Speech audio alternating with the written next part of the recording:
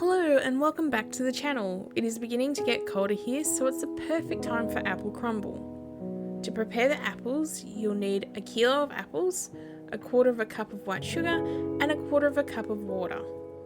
Peel and cut the apples into quarters and then halve the quarters. Put them in a pot with the sugar and water and let them cook on a low heat for 10 to 15 minutes to soften. Once soft, drain the apples.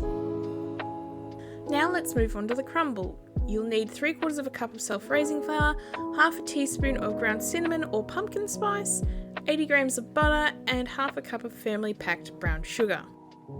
Sift the self-raising flour and cinnamon together into a bowl.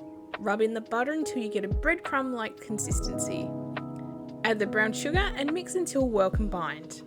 I prefer the apple crumble without the oats, as I find the oats sometimes get really hard when they are baked.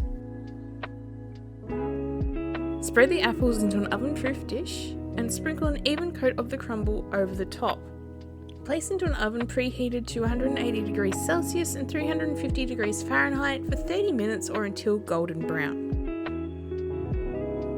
Hope you enjoyed the video. Let me know in the comments what dishes you enjoy when it gets colder. Thanks for watching!